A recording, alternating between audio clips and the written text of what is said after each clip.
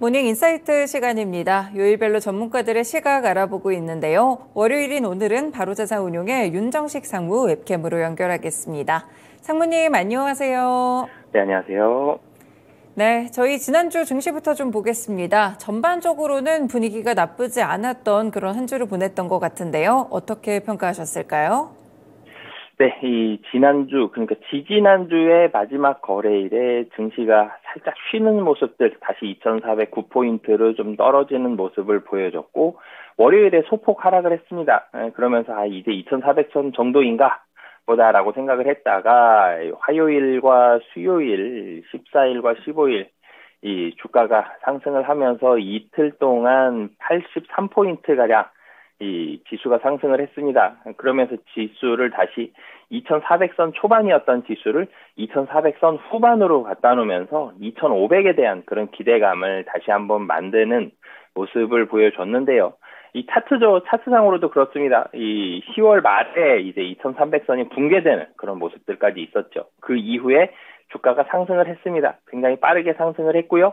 11월 6일에 공매도 금지 조치 나오면서 2,500선까지 좀 넘어서는 모습을 보여줬고, 그 이후에 다시 조정이 나왔었죠. 그러니까 지난주에 조정이 좀 나왔었다가 지난주에 다시 한번 레벨을 올려주면서 2,500선을 넘어가진 못했으나 2,500선 근처까지 갔다가 지금 차트상으로는 이 61선 부근까지 좀 하락을 하는 그런 모습을 보여줬는데, 그래도 전체적으로 이평선이 상당히 좀 가파르게 올라오고 있죠. 이평선이 아직 정배열되면서 뭐 이렇게 굉장히 좋은 다 완벽한 모습까지는 아니겠지만, 그래도 61선 위로 올려놨다라는 점. 그러면은 위에서 이 저항선으로 작용할 수 있는 거는 차트상으로는 이 121선 지금 하나 남아있는 상황입니다. 121선이 2,529포인트거든요. 약 한 2,530포인트 정도가 이 박스권 상단이 될 가능성이 현재로서는 좀 높아 보이는데, 지난주 같은 경우 코스피에서는 61선까지 돌파하고, 그리고 5일선, 11선, 21선이 모두 정배열되는,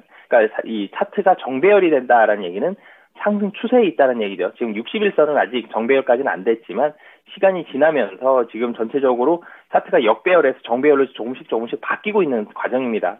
차트상으로는 상승 추세에 있는 그런 모습들이 좀 관찰이 되는 그런 상황이었고요. 코스피 같은 경우 뭐 좀 전에도 말씀드렸지만 이 하락 추세, 하락으로 해서 2,400선 정도에 좀 멈출 듯 했던 이 지수가 지난주에 14일과 15일 이틀 동안 큰 폭으로 올랐는데, 뭐 외국인의 수급도 좋았습니다. 그런데 여기에 기관의 수급이 좀 더 강하게 더해지는 그런 모습을 보여줬고요. 기관의 수급이 14일과 15일 이틀 동안 1조 7천억 순매수가 들어왔습니다.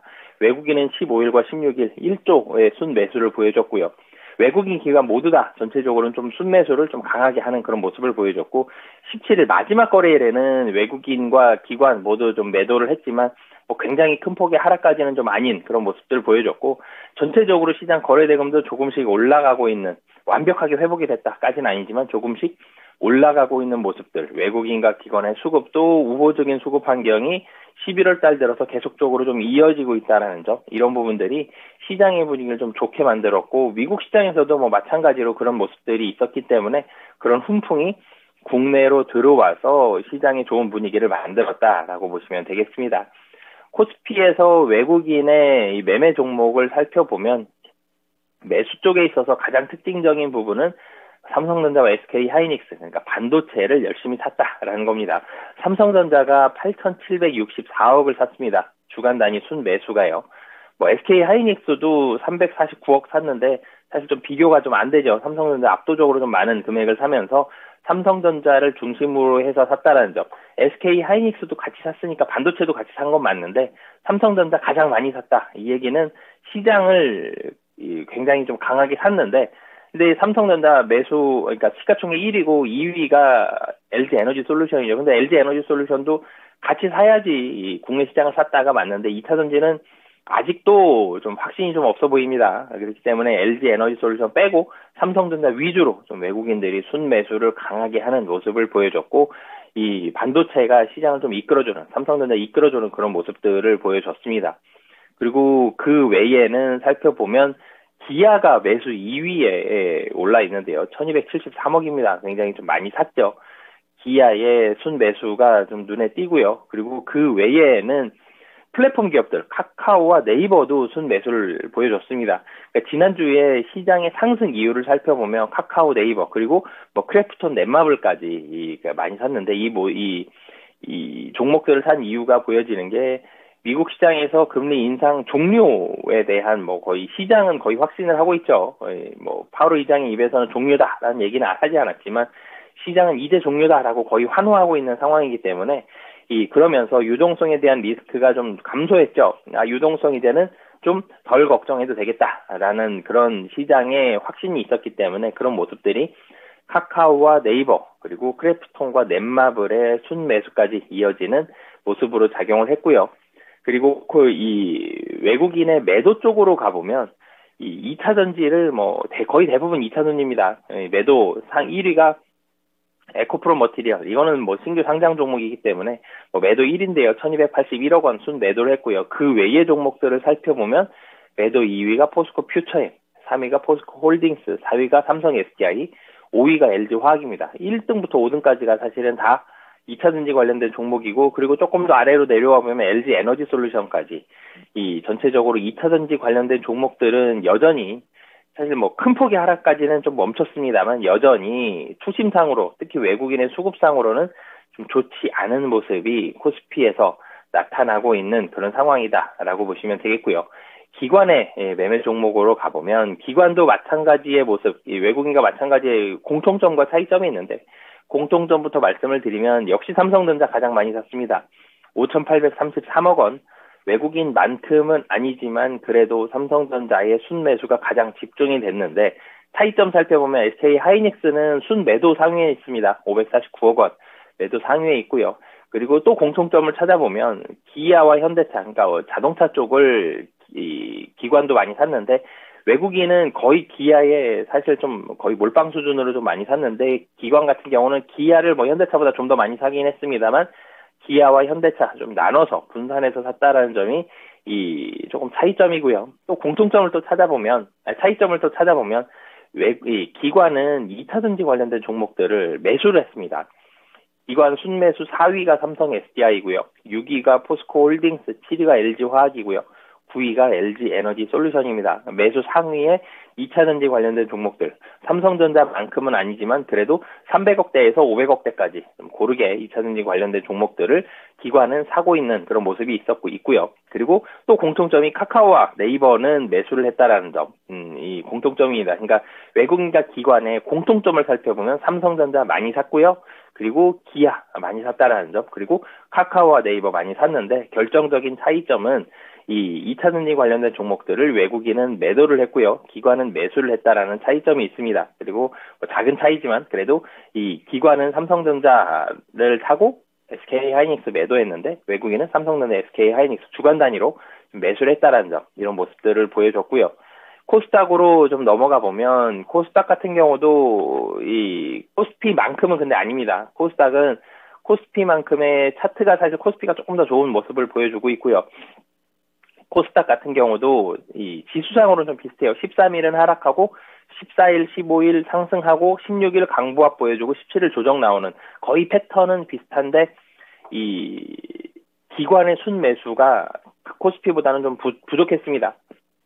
코스피에서는 기관이 이 1조 7천억 정도 14일과 15일 이틀 동안 굉장히 좀 많이 샀다라는 말씀을 드렸는데 이 코스닥으로 넘어갔을 때 기관은 거의 대부분 매도를 보여줬고 11월 15일 그러니까 수요일 날 순매수인데 순매수 금액이 132억입니다. 금액이 좀 작죠. 그래서 기관의 순매도가 코스피보다는 코스닥에 좀 더 약한 모습을 보여주는 가장 결정적인 수급적인 요인으로 작용을 했고요. 코스닥 같은 경우도 코스피보다는 외국인의 순매수가 훨씬 덜 합니다만 14일과 15일 이틀 동안 열심히 샀다라는 점, 이런 부분들은 좀 공통점으로 작용을 하고 있습니다. 거래대금도 코스피보다 코스닥이 여전히 좀 낮은 모습들을 보여주고 있는데 아직 코스피는 그래도 좀 회복되는 모습을 볼 수 있습니다만 코스닥 같은 경우는 아직 확실히 좀 회복이 된다까지는 거래대금은 아직까지는 확인을 좀 못하고 있는 그런 상황인데 결정적인 요인은 코스닥에는 이 2차 전지 관련된 종목들의 시총 비중이 코스피보다 좀 더 크죠. 이런 모습들이 가장 주요한 요인으로 코스피 코스닥의 이 상승하는 이런 모습들의 차이에 대한 가장 큰 요인으로 작용을 했다라고 보시면 되겠고요. 차트상으로도 이 11선, 5일선, 11선, 21선 뭐 이렇게 쫙 있는데 코스피에서는 5일선, 11선, 21선이 정배열되어 있었죠. 코스닥은 아직 정배열 안 됐고 코스피는 61선 위까지 올려놨는데 코스닥은 61선 아직 좀 갈 길이 좀 멀어요. 한 30포인트 이상 좀 올라야 되는 그런 모습들이 있기 때문에 그리고 이 121선은 더 멉니다. 그래서 코스닥 같은 경우는 아직 조금 더 올라가야지 61선과 121선까지 도달할 수 있는 그런 모습들이 있기 때문에 코스닥은 2차 전지에 대한 하락 그리고 이 반도체 장비주들에 대해 일부 장비주들이 좀 하락이 나왔었죠. 이런 모습들에 대한 하락이 매도가 좀 멈춰야지 코스피만큼의 그런 상승을 기대할 수 있는 그런 상황이다라고 보시면 되겠습니다. 종목을 좀 살펴보면 외국인 순매수 종목에서 특징적인 부분은 우선 셀트리온 헬스케어가 매수 1등으로 올라왔는데 매수 금액이 사실 크진 않아요. 511억 원이고요. 그리고 게임주들, 이 코스피에서도 게임주들이 강세를 보여줬는데 코스닥에서도 위메이드가 매수 2위의 모습을 보여주고 있습니다. 그리고 이 에코프로와 LNF가 매수 상위에 또 올라와 있는 그런 모습들을 보여주고 있고요. 반도체 관련된 종목들이 좀 올라와 있습니다. 매수 상위에 주성 엔지니어링, 그리고 이 HPSP, 그리고 이오테크닉스까지 반도체 장비주들이 좀 올라와 있는 그런 모습을 보여주고 매도 쪽으로 갔을 때는 매도 특징은 굉장히 좀 명확합니다. 에코프로비엠이 압도적으로 매도 1등이고요. 873억 원입니다. 매도 2위가 하나마이크론인데 164억이거든요. 훨씬 더 많이 팔았죠, 에코프로비엠을. 거의 에코프로비엠으로 코스닥 외국인 수급은 거의 매도가 몰려있다라고 보시면 되겠고요. 그 외에는 반도체 관련된 종목들, 하나마이크론, 원텍, 성화하이텍이라든지, 성화하이텍 자동차 쪽이죠. 이 반도체 관련된 종목들 일부 매도가 잡혀있긴 한데 크진 않아요. 그러니까 이 매수 쪽에 있어서는 게임주라든지 2차전지, 그리고 반도체 장비주 이런 종목들이 좀 고르게 포진이 되어 있는데 매도에서는 거의 에코프로비엠 한 종목으로 매도가 좀 집중이 되어 있다라고 보시면 되겠고요. 코스닥 기관적으로도 셀트리온 관련된 종목들, 셀트리온 제약이 매수 1위인데 이 매수 금액이 더 작습니다. 115억이고요. 그리고 2차전지 관련된 LNF가 102억입니다. 그리고 에코프로비엠이 88억이고요. 그리고 그 외에 또 살펴보면 반도체 관련된 장비주들, 여기도 주성 엔지니어링도 있고요. 솔브레인도 반도체 관련된 장비주까지는 아니지만 반도체 관련된 종목이다라고 보시면 되겠고요. 매도 쪽으로 넘어가면 엔터에 대한 매도가 좀 몰려 있습니다. SM, JYP 엔터, YG 엔터까지 이 엔터주들에 대한 매도가 좀 많이 몰려 있는 그런 모습들이 있고요. 그리고 반도체 관련해서 이오테크닉스와 HPSP, 하나마이크론 반도체 장비 관련된 종목들이 매도 쪽으로 포진이 되어 있는데 외국인은 에코프로비엠을 가장 많이 팔았고 기관은 엔터 3사, SM, JYP 엔터, YG 엔터테인먼트, 엔터 3사를 가장 많이 팔았다라고 보시면 되겠고요. 특징적으로 굉장히 좀 많이 샀다라는 종목들이 이 코스닥에서는 외국인도 그렇고 기관도 그렇고 코스피는 삼성전자 압도적으로 많이 샀죠. 이런 종목이 코스닥에서는 아직 보이진 않고 있는 그런 상황이다라고 보시면 되겠습니다. 네, 전반적으로 국내 증시 흐름들 수급적인 분석과 함께 들어봤는데요. 그러면 지난주에 있었던 미증시 흐름은 좀 어떻게 살펴보셨을까요?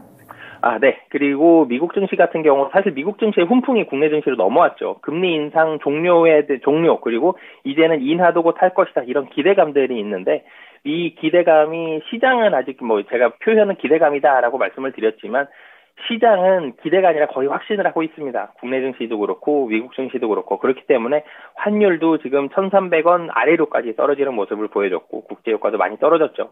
유가가 많이 떨어졌기 때문에 이제 물가 걱정 덜 해도 된다. 그래서 금리 인하 분위기 그리고 상승 탄력은 줄어들었으나 국내도 마찬가지죠. 유호적인 분위기는 지속되고 있고 빅테크 기업들이 주가가 계속적으로 좀 강세를 보여주고 있습니다. 그러면서 하방이 상당히 좀 견조한 모습을 미국 증시에도 보여주고 있기 때문에 국내 증시와 미국 증시 모두 다 하방 확실히 좀 다졌고요. 그러면서 이 지금 자리까지는 좀 탄탄한 그런 모습들, 예전처럼 급락을 하는 그런 상황까지는 좀 가지 않을 가능성이 현재로서는 높은 상황이다라고 보시면 되겠습니다.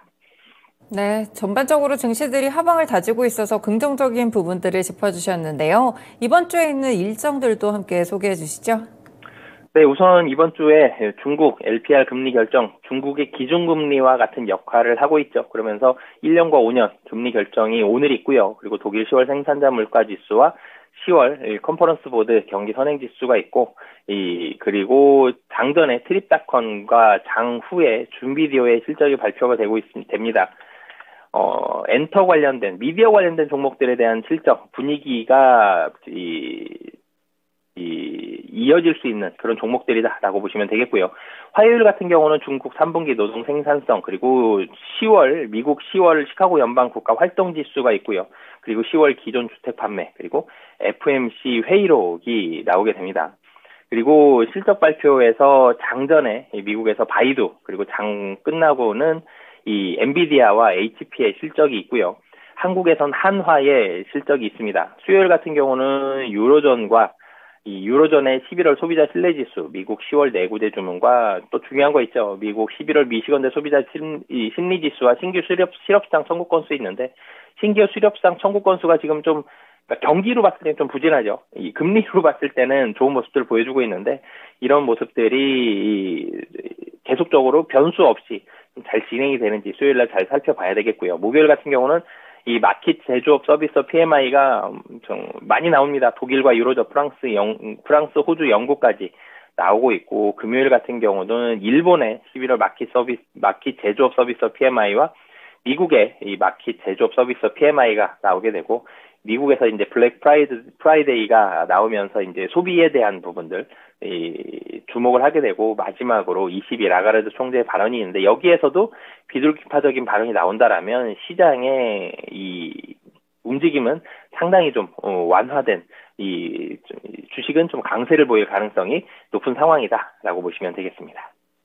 네, 이번 주도 엔비디아 실적을 포함해서 경제 지표들, 그리고 총재들의 발언까지 상당히 중요한 일정들이 많은 것 같습니다. 참고해 보시면 좋을 것 같고요. 마지막으로 그러면 이번 주에 대한 증시 전략은 어떻게 잡아야 될까요?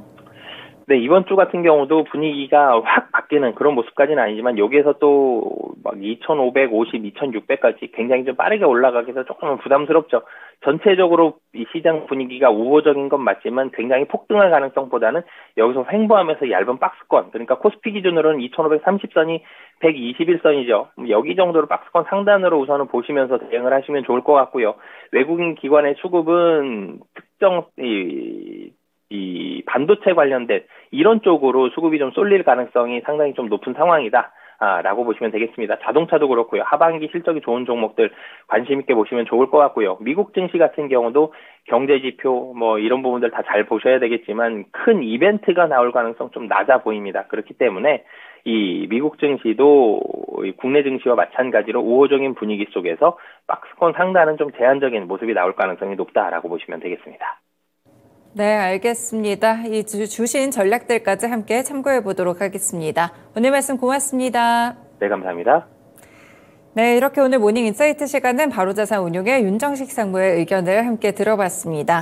네, 증권업계에서는 지금 이번 주 코스피 지수에 대한 밴드를 2,430선 하단, 그리고 상단을 2,560포인트로 제시하고 있는데요. 조금 더 상방이 열려있지 않을까 기대가 되는 상황 속에서 외국인 수급 변화도 최근에 나타나고 있습니다. 조금 더 산타랠리에 가까워지지 않을까 기대감을 갖고 투자해 보셔도 좋을 것 같습니다. 지금까지 다양한 투자 판단에 도움이 되는 말씀들 함께 전해드렸는데요. 특정 종목의 상승 하락을 보장하지는 않습니다. 네, 모닝쇼 마치겠습니다. 이번 주 한 주 동안 투자 잘하시길 바라겠습니다. 고맙습니다.